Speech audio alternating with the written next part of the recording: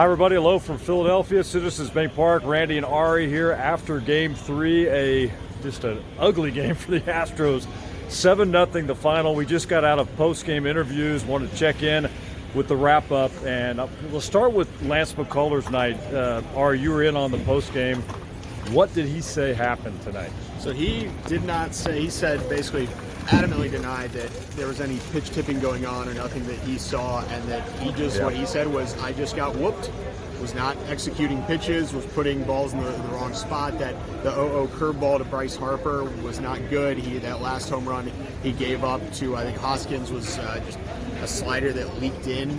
When you watch it on the TV, it was middle, and he says it was just a bad performance, that there was no pitch tipping going on. All right, so McCullers, ended up giving up 5 home runs, and that was a World Series record. That is a postseason record. Postseason record. I stand corrected. Yeah. So a night that McCullers would like to forget about, and but hey, the Astros post-game, Maldonado talked, Jeremy Pena talked, Yordan Alvarez talked. Everybody was like, hey man, you got to put it behind you. This is a good team that knows how to just turn the page quickly and get ready.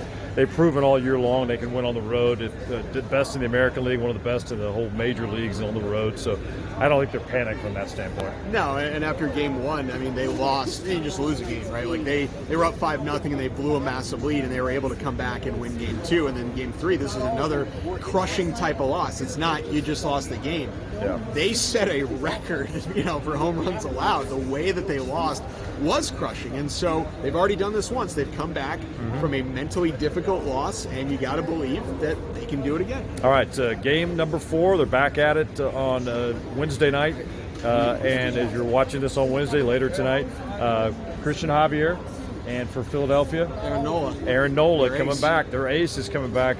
Astros saw him already in this series, and I mean, you look at this postponement, this has worked out well for Philadelphia. Yeah, I mean, it really has, because they were able to start Ranger Suarez tonight, who I warned early in October. He got lit up by the Astros. I said, hey, they might struggle with this guy. He's been really good, and he didn't do it in the regular season, but in the postseason, 5 scoreless innings. He was using all of his pitches. I asked Pena about what he was doing well. I asked Maldonado what he was doing well, and he just said he locates every pitch and he uses every pitch and mixes very well both sides of the plate, up and down, changing eye lines. Suarez was excellent, and they weren't even supposed to start him. It was supposed to be Noah Syndergaard, maybe some sort of bullpen game. Because they got the extra day off, they were able to bring Suarez in on 3 days rest. He had only pitched in relief very briefly, and now they get to line up their ace for game 4. We'll see what they do in game 5. They might want to give Zach Wheeler an extra day and put him in game 6. But them getting Ranger Suarez in a start in game 3 instead of game 4, I think was huge for Philadelphia. Yeah, everything you're seeing right now for the Philadelphia broadcast side, and the writers are saying about Wheeler, something's not right with him right now. Velo is down. Extra day may help. I think that's kind of elbow issue, maybe an extra day. So we may not, based on what I'm seeing and reading, we may not see him till Houston if there is a game 6. And but they're going to have their hands full with Nola, man. For this crowd went nuts tonight. And he's their ace. I mean, he was a first-round pick. He's been consistently one of the better pitchers in the National League for the past 5-6 seasons. He's been very good, and I know the Astros hit him, but you cannot always rely on history. They've seen him. They know what Nola can do.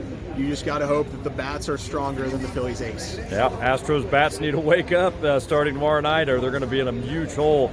Right now, down 2-1 as they head to Game 4 coming up Wednesday night. That's the latest from Citizens Bank Park. Astros fall 7-0, back at it Wednesday, game number 4 here in Philadelphia. For Ari Alexander, Randy McIlvoy, so long for now. We'll talk to you Wednesday.